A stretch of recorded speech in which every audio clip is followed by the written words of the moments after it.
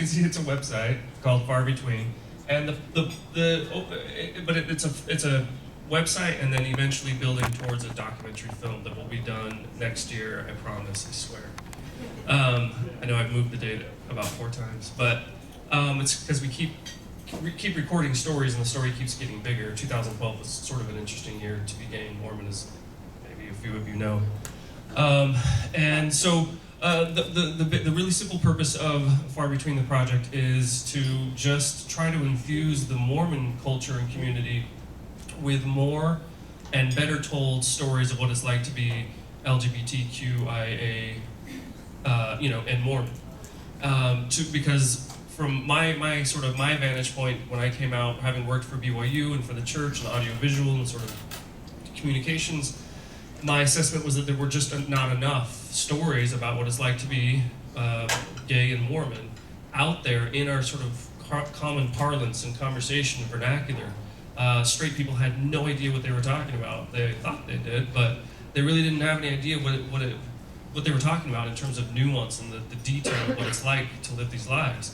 So our overall point is to try to record as many stories for as long as we need to, and get them up on an online archive of letting people tell their stories in their words and their ways.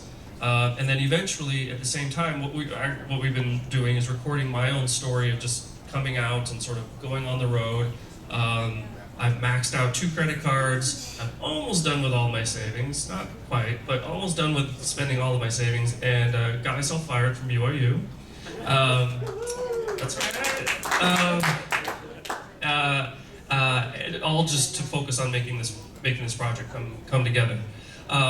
And so all of these stories will eventually make it into the large project, the documentary project, that will kind of hopefully tell the whole story of both what it's been like since fall of 2010 till fall of 2012 is where we're sort of cutting off the story, to be gay and Mormon during the Mormon moment and all of that stuff, but then also to help people understand all the details of what it's like from a historical perspective, from a contemporary perspective.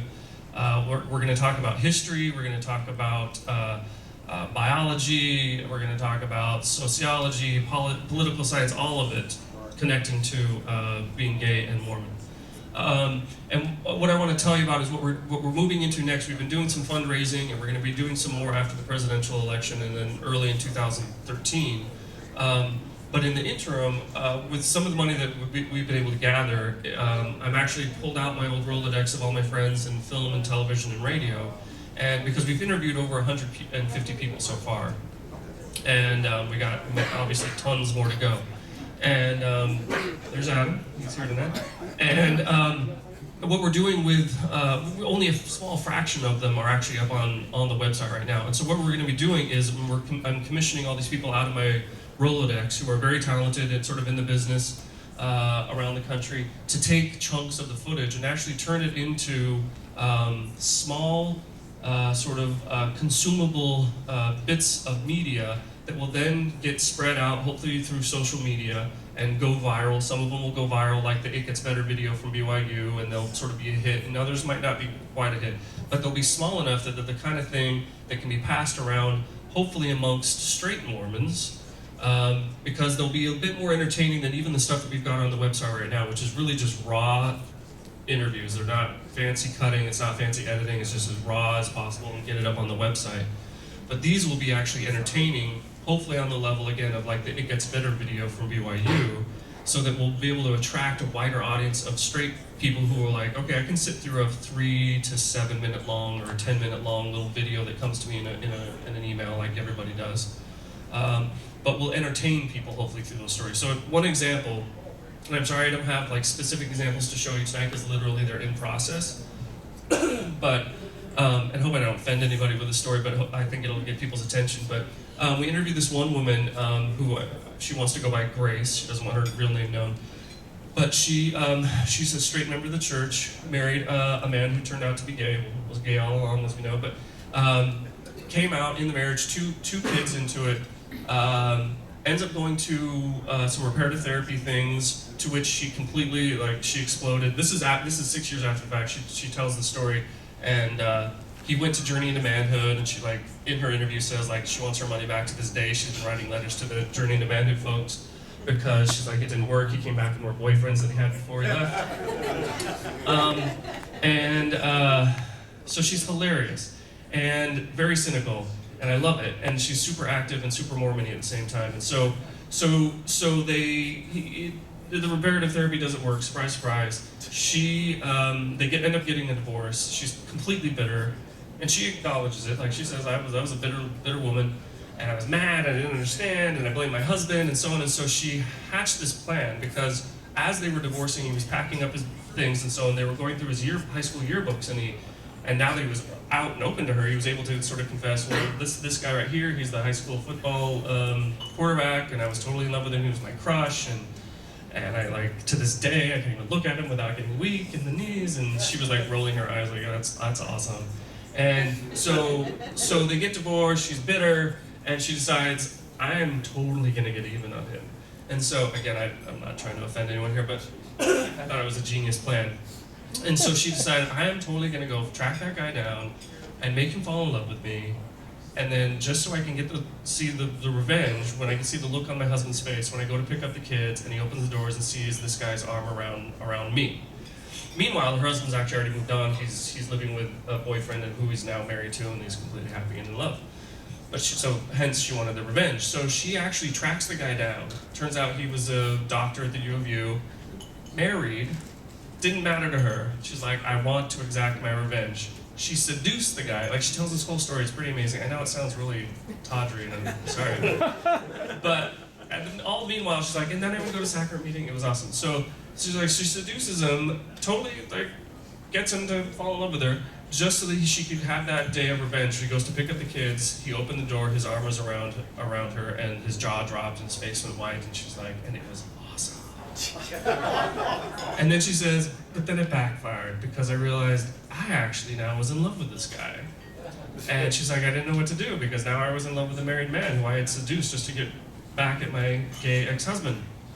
And then she goes, to make it worse, I get a phone call from his wife who says, honey, if you think you're the only one, like, he's got 4 other girlfriends, that'd be interesting, girlfriends on the side, and it's like, you're not the only one. So it completely broke her heart. And so anyway, so she tells the story, she shared the story with me. We're turning it into an audio documentary and to give to This American Life. We have a scouter, Elna Baker, she's a member of the church that works for This American Life, because it's perfect. But embedded throughout all of it actually is this really insightful, 6 years of therapy later, she's able to be really insightful and extremely articulate about how she grew to understand and empathize and now completely understand her husband's situation, and how she, like, says through gritted teeth, she's like, I hate the fact that he's the best father on the planet, and I love his husband, and I'm so mad to admit that they're happy and in love and great parents, and at the same time she's joking. She's completely 180 changed. She's a whole new woman.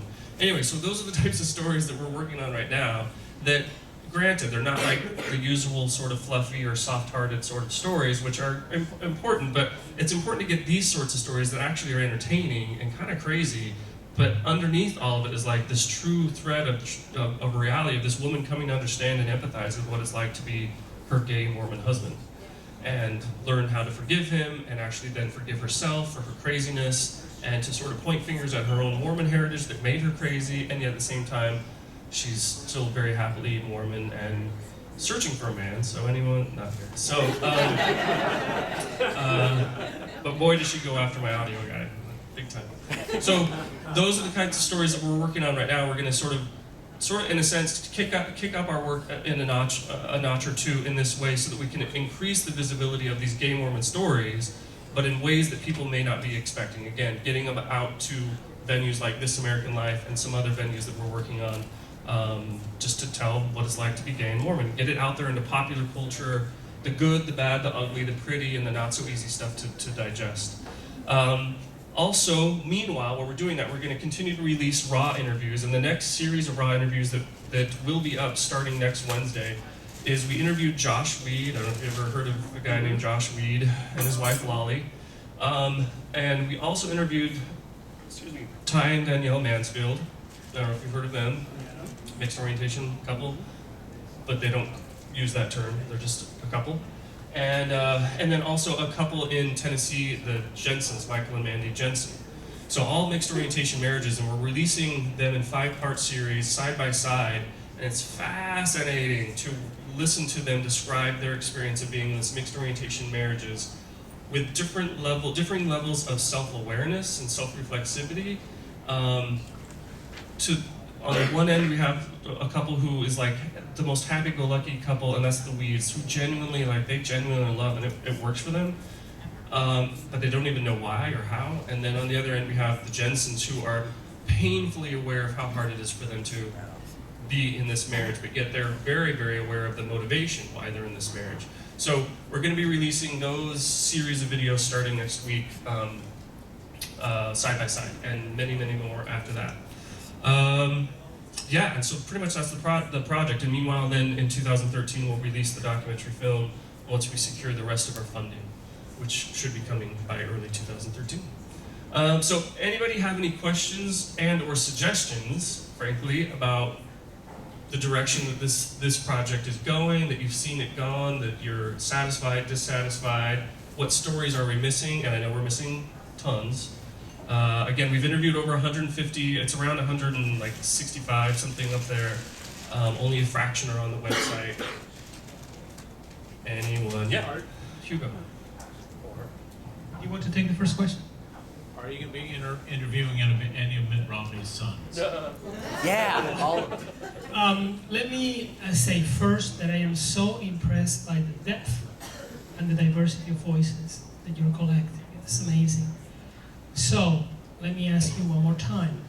How can we participate and donate to this project? Well, participate, I definitely would love to be able to interview anybody here that would like to share their story to whatever depth or level, whether it's sort of a sit-down quick, some of these are very quick, like his is about 7 minutes long, but his is a really cool story because he came out through this, like didn't come out, his close family knew, but his ward, nobody in his neighborhood knew, came out through doing this video, posted it to his Facebook, and now his bishop, and stake president are now holding a Fifth Sunday fireside meeting with the stake for him to be able to talk about his story, why he came out. They're going to show the video from the website, and then the whole focus of the evening for the rest of that evening will be about basically educating the members of that stake about how to make their stake more welcoming. So good things are happening like that.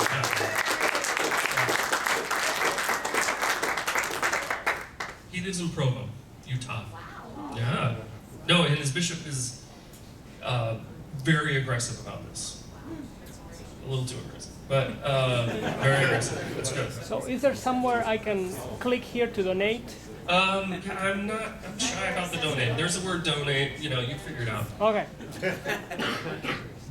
I'm just wondering if anybody who's contributed has been pursued by the church leadership as a result of being kind of publicly out. Anybody who's an active member or who's not been excommunicated has been approached. Not that I'm aware of, and I try to keep up and sort of keep tabs on everybody, even though the list is growing, but no, really genuinely not that I'm aware of. There's a few people on here, a couple that are sort of, well, one or two that are anonymous. One of them did his own, and we're soliciting, and that is one way that anybody can contribute. We're soliciting anybody that wants to tell their story in whatever venue, format, whatever, that's at least audio or visual. We'll get it up on the site if they want to. So we had a woman who actually recorded an entire CD of songs telling her story of coming out and who she is, and so we're about to get that up on the website. Another guy did sort of a textual video where he's still in the closet, he's married, living in Provo, but really wants to tell his story, so he did it through that way. But yeah, so far no negative ramifications. Yeah. Do you interview people and give them prompt questions, or do you just sit them down and tell them to start talking? It really depends. It just depends on the moment, and I try to read the moment and the individual. There's many times though, like with Adam, for example, who's here, I just said, let's sit down, you sit in front of the camera, I'll get it all nice and soft focus, and then tell that story that you've got in your head that most of us do. we're sort of trained, we're narratively literate in our society today to sort of carry a sense of a personal narrative around in our head, tell that story. And I really genuinely try to remind people to trust their gut about what is it that you need to say that people need to understand so that they'll know what it's like to be you. Because that's the ultimate goal, is help people empathize with who you are, what your life experience has been. And that works most of the time. And it's a fun exercise to watch people go, oh gosh, okay, and then they do sort of trust themselves and it comes out beautifully. But there are other times, it depends on the stories and the formats. Like, there's one that we're about to release where a couple, they're married, 2 women, and they have 4 kids living in Utah, and I hung out with them for a full day. So the cameras are just like all over the house, and they've adopted a couple of special needs children, and so we have footage of them working with them and telling the whole story. It's a very intricate story of how they came together and how they had to negotiate their Utah community to sort of make it work, and now they are like the queens of their whole neighborhood. They live in the West Valley. Everybody loves the lesbian couple. Yeah, like they're like seriously like queens. They're in charge, and everybody loves them, and they're completely surrounded by Mormons. There's no non-Mormons. So those sorts of stories, I spend a little bit more time and hang out and try to get the full range of the story. So, Kendall? yes. Just a question, because I'm personally so involved in the kind of political conflicts about it. SSA, I wish I could say I'm not troubled by the use of that Mormon manufactured term, which seems to be to confuse more than it helps. And I'd just be interested in your perspective on continuing to use that, or validate it even. Yep. Mostly, I try to use actually just the term homosexual, but then that's not broad enough. But I try to use that term in order to avoid the politics of all that terminology, so that we can get to the real point that I'm trying to ask, is what is it like to be you? A combination of something other than heterosexual, and at one point of your life, you identifying as a Mormon. That can be just a little wordy, and especially when I try to fit it on here. Now I know it has deeper ramifications, and it's also in that I am trying to attract, and have been able to attract, stories of people who genuinely, in their heart of hearts, self-identify as SSA. And I try to do it in a way where, and I know it's very complex and complicated and hard to communicate to a general audience, the nuance here.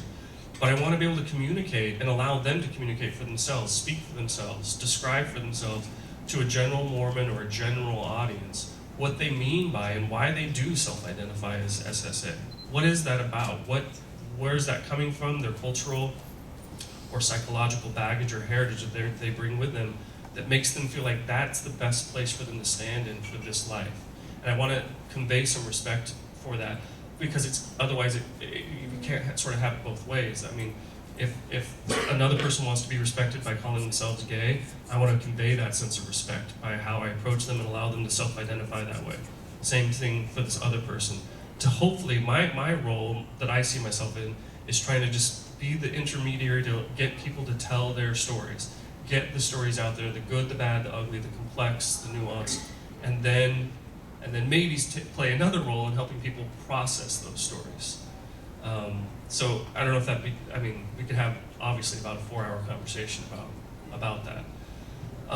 Personally, I've tried to be articulate and expressive about how I don't self-identify with terms like SSA, SGA, tendencies, susceptibilities, attractions. I don't describe my experience of sexuality in those terms. It's far more deeper and complex, and pretty much the same as I understand a heterosexual's experience of sexuality to be. Yeah, and wouldn't you say that, we can talk about that, wouldn't you say that people have learned to say that because it's the only acceptable term within the Mormon community, certain segments of the Mormon community, because of the fear of saying other words which are then part of the general. So when people say that, that's what they've been taught to say. Sure. And so in some ways I hope, and this may be naive, that the SSA can just be a stepping stone. Like, they can't even say the word homosexual. And so they've been taught, like, oh wait, we're supposed to say the SSA thing. Okay, wait, but I want to learn more. And I want to, and then they learn, oh, actually, most people don't self-identify that way. In fact, they find it to be very harmful, and they self-identify as gay, or they self-identify as just human. You know, they sort of evolve to that point. Yeah. I've had this conversation with a lot of different friends about, you know, what about the terms, you know, same-sex attraction, homosexual. I mean, I don't think most heterosexual people would appreciate me saying, oh, you're heterosexual. You know, like, can we just take the word sex out of it? Because, you know, being straight or being gay is about who you want to share your life with. And, I mean, is there another term? Can we?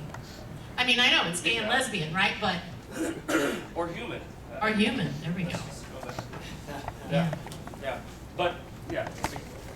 Absolutely agree. And again, in terms of my role, I try to just be there to get people to tell their story, express themselves, and be supportive of that.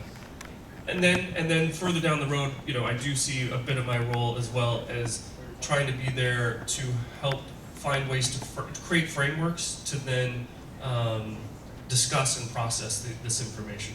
I mean, the idea of like motivation without instruction is just frustration, right? Which I'm keenly aware of this role, and I'm hearing feedback all the time about it, about situations like this where they say, well, I really didn't even think about this stuff until I started watching the videos, and it's like, it blew my mind, and oh, there's so much I need to understand, but I don't even know where to begin to process. I went to my bishop, and he had no idea. He gave me a couple of talks by general authorities, and that just confused things. And so we are trying to play a role in helping people in the processing of, okay, well, what do I do? And having conversations about self-identification in terms of sexuality. A heterosexual person raised in a Mormon church half the time doesn't even realize that there's anything other than that, you know? So it's a process. And that's a whole conversation I would love to have at some point about how do we manage the tension between those who are way down here and sort of evolved, or whatever you want to say, I don't like to refer to it that way, and those who are just beginning.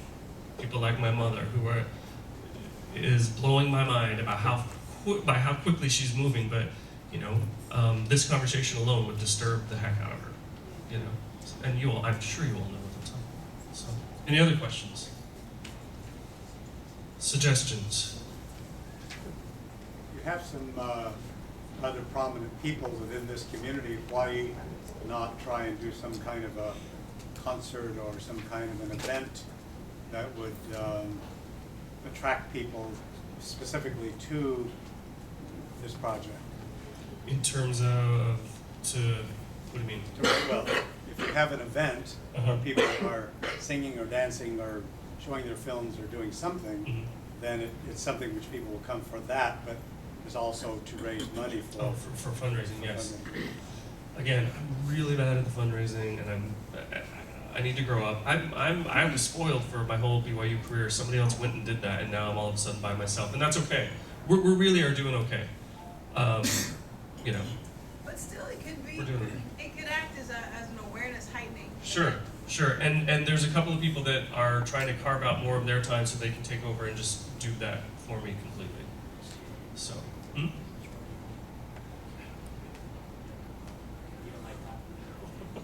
It'll be okay. Yeah. Kendall, quick question. So isn't like maybe as good as well as anyone, you have sort of a bird's eye view of gay Mormons and whatever else other labels they want to use. Could you just editorialize for a second of like sort of where we're going? Or are you encouraged by the progress of LGBT folks within Mormondom, or just maybe just a little bit of perspective on what you're learning? That's funny because I wrote like 100 pages in my journal to prepare for this of editorializing, and I just like thought, oh, geez, you know, I threw it all away. It made me nauseous to reread, just because I was too much editorializing. But it really depends on your perspective. From my perspective, about the things that are my priorities, what I prioritize, and what I think are important. My biggest focus is on what I sort of call the most vulnerable among us. Which is primarily the younger generation of LDS, LGBT individuals who you probably have all been there, and you know what it's like, and that are, you know, there's a gay Mormon being born every day, right? So what can I do, and what are we doing as a community, not just here, but the larger community, straight Mormon community to provide for the needs of the most vulnerable, so that we can improve the quality, the outcome, the process of the conversations that are taking place in the homes, in the congregations, in bishops and ecclesiastical offices, that don't, we want to end the confusion, end the manipulation, end all of that, and that allow each individual to figure themselves out as they go in a healthy process. And so I'm generally positive, and I know I'm accused of being way too Pollyanna and naive, but I don't know, like when I started this project back in 2010, and it's not like I just became gay in 2010, I was fully aware of what was going on previous from a closet perspective, but being completely out and aggressively trying to capture the whole overall story, things have changed rapidly, since late 2010, and things like Mormons building bridges, things like USGA at BYU, things that previously to that, a year or two before that, totally unthinkable. But I really do, in my opinion, feel like we've reached a critical tipping point. Maybe there isn't a critical sort of mass accumulated yet to make the big changes that we want, but I think the critical yeast is there. It's present in our community and our culture. There's individuals, there's conversations, there are little movements that are happening again on that level, sort of the yeast that is now going to grow exponentially. So I'm very encouraged. I'm very encouraged. But I know for other people, not fast enough. Yeah, I just wanted to say that this work, gave me the courage to, make an appointment with my stake president and sit down and have a conversation with him, and I think that, if somebody had said 2 to 5 years ago, why don't you meet with your stake president and talk to him about this, I think I would have just totally dismissed that outright. I don't think I would have even entertained the possibility that we could have a serious conversation where he would listen to me respectfully. And we sat down and we had an incredible conversation, and among other things, one of the things that came out of it was he said, I want to meet, because we have a gay Mormon family home evening group in the Twin Cities, and my stake president said, I want to meet with your group, I want to get to know people. And so to me that's beyond belief. I mean, I never would have dreamed that would be possible. And so I see the power of conversation, and this work is really kind of bringing that to the fore. I love that the way you approach this is to allow each individual to define, to choose their own labels, define themselves the way they want to define, tell their own story. And there's just a cumulative power of story after story after story, and just even learning to tell these stories, if it can empower us to talk to our bishops or our stake presidents or members of our boards, it's a powerful, powerful thing. And that's exactly one of the sort of ulterior motives, again, is to do this project, and for me to come out and to just start telling my story is that, again, it was coming from this place where I was observing a dearth of stories. So it's that hopefully sending a message like it's safe for those that need that permission to tell your story and tell it in all its complexity and messiness. And you don't have to be the hero, and you don't have to be the sort of the victim hero. You can be like the messy, unpopular, not nice gay Mormon who fought his way out or her way out. That's okay. In fact, that's way better. I like villains that like we understand and we can empathize with. So, Totally. right? Yeah. Way more interesting. So yeah, that is definitely one of the messages that hopefully more people will just tell their story, whatever it is. Tell your story. Obviously, try to tell it in a way that engenders conversation and engenders an exchange and growth of understanding and empathy. There are some more effective ways and less effective ways to share your story. Any other points or feedback? Are you going to show a video? Or Say what? are you going to show a video tonight? I kind of feel like everybody knows where the website is now, farbetweenmovie.com. Peruse it on your own, watch videos. I mean, you can. We should, if you want, we could watch a short one. Right now. A very short one. Okay, well, let's watch, because I'm in love with him, so let's watch Willem, part 1.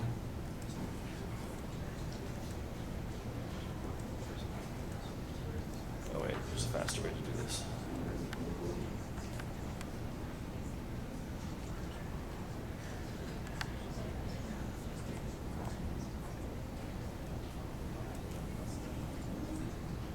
Really interesting interview with Rich Weiler. He's the founder of People Can Change, Journey to Manhood. Fascinating. Yeah. How his self-conceptualization is fascinating, if not disturbing.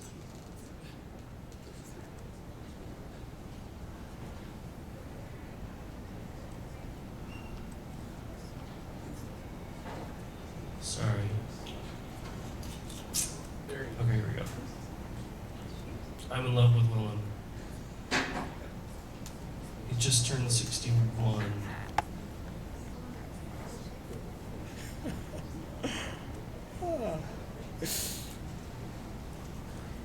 We have sound?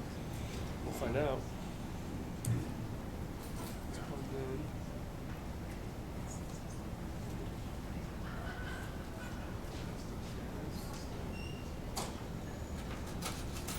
So being a punk rocker, part of the thrill of for me was to be able to say, yeah, I'm a...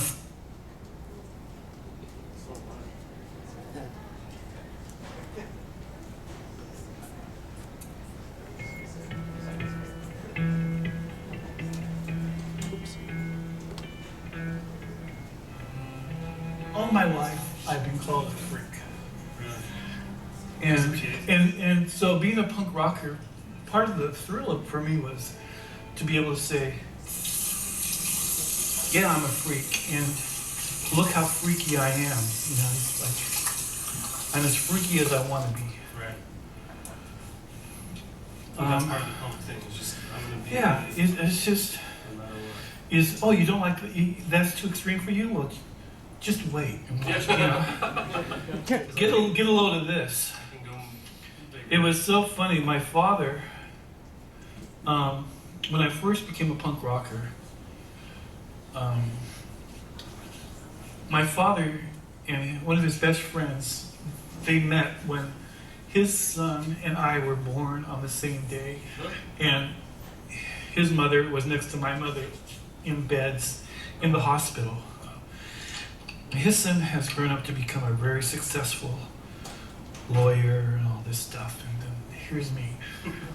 And so a successful punk rock gay Mormon. And so they were on the bus. Lou DeFranco and my father were on the bus going to some sports event in downtown Seattle. And I got on the bus, and it was before I was doing the Boy George makeup, but I was totally punked out, and I was at that time drawing a circle A, the anarchy symbol, with red nail polish on my, so it looked like it was a crack in my head. And I had a green mohawk and a bunch of weird makeup on. And I walked past them and I didn't even notice. It was my father and his friend. And then I was behind them and I saw them and I totally froze. I went, oh my God. Because your dad hadn't seen you. I just, not like that. And so my father slowly turned around and just gave me this look. And I said, honey, turn around, you don't want to look at it. But I wasn't ashamed, I was afraid. Because my father he just reacts. You know, he was never violent with me, but he had a violent temper. And he was LDS. And he was a Mormon cowboy. Yeah, he's the reason I'm LDS. So, right. And he was just so uptight about images and his son being queer, and it was like death for him to have a queer son. And, embarrassing. Yeah, it just because it's just not. But I think they always knew it because they would always kind of ask me questions like, "You're not like that, are you, son?" When I was around 6 or 7, there was a show on telly of a Robin Hood character, and there's this really good-looking guy in tights, and I was an innocent. This is the thing of being a gay child. You don't understand you're gay until people keep telling you.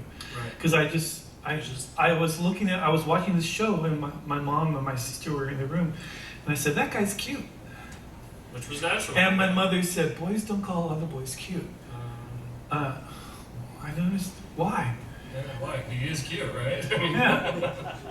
And that's kind of how I learned I was gay, was society and my parents. Right. You know, said, "What's the matter with you? You're not like that, are you?" And I go, "Like what?" Because I had no clue about sexuality. It was just your natural instinct. Yeah.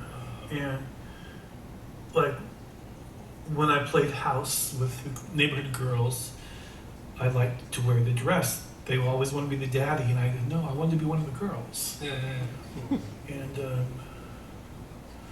so, you know. Fair enough. Because you did it so fabulously. Well, it was just natural. It was just natural. It was like, and to me, it was innocent. Right. And so part of when I came out and started dressing up again and wearing makeup and things, part of that is embracing that little boy, that little gay boy, saying, "Look, dude, you're cool. Don't let anyone tell you you're sick or wrong. Right. You are." That's why I like the idea that you are fabulous. Yeah, you feel like you're saying, "Wait, this is natural," and other people say, "Oh, that's the opposite of natural." But for you, it's like no, it's totally inside natural. your body, it feels natural. Being gay for us is natural. It's who we are. I did not choose to be gay, but thank God I am. Thank you, Jesus.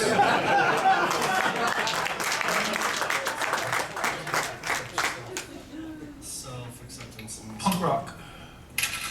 It just What do you mean? Punk rock taught me that I can be anything I want to be, as long if you are authentically something,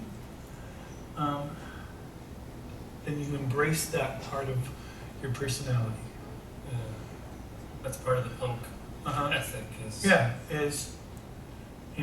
like to thine own self be true. Yeah. And anybody that doesn't like it can kiss my nether regions. You know, that's how you look at it. Be yourself.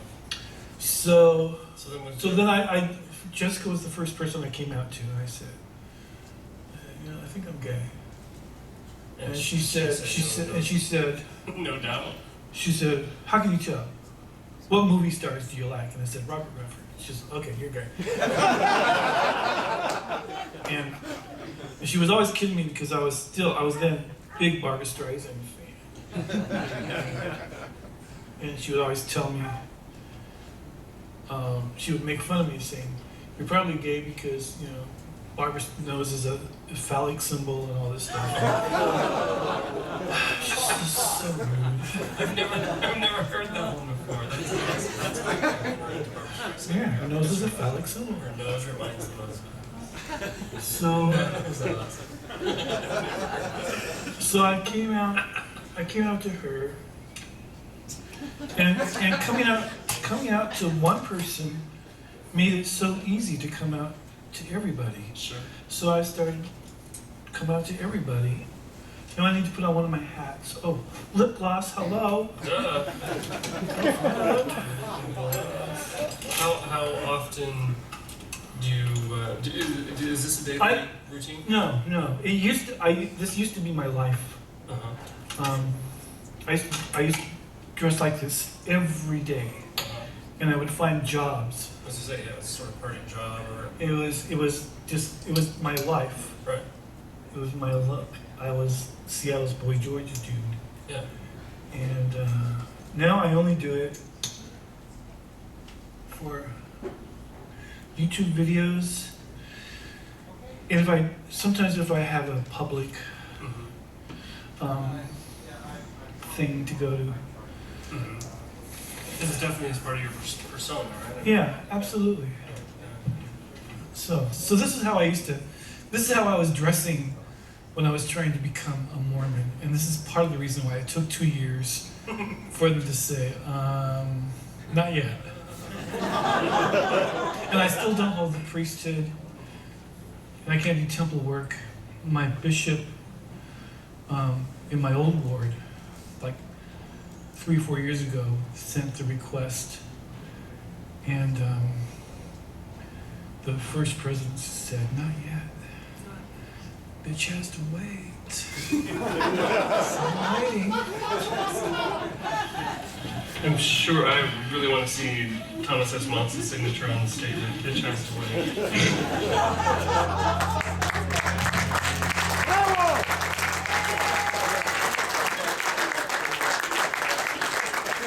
So you can see why I'm in love with Willem. And I get a crack out of just watching myself I didn't realize how fixated I was by his whole makeup regimen. Like, I'm staring at his every move. But I love Willem. I forgot he's actually here in Seattle. But and I love his video. We did about a 7-part series with him. Only 2 of them are up so far. But I love it because for a lot of people, I think that actually he makes them uncomfortable. Even like gay Mormons, like, oh, that's not what I want to represent me as a gay Mormon. And I love how it stretches me, it stretches a lot of us to accept, like, he's gay Mormon too. He's gay, he's Mormon, he's doing his thing. But I just love, he is not afraid of anyone, and he's learned it by being actually excommunicated from the church, leaving the church for 25 years, learning how to be who he is authentically by being punk. And then because he was punk and nobody could tell him he couldn't be punk, he decided, I want to be Mormon again, and nobody can tell me I can't be. So he worked and worked and worked, because for him, that's important. He said, I never lost my testimony, they just kicked me out. And he decided, I'm gonna go back to church, and he went back to church, and as he said, he had to wait a couple of years.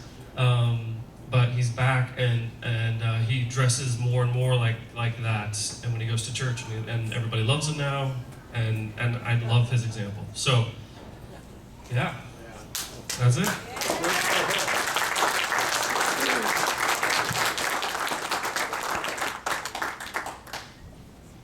Brett?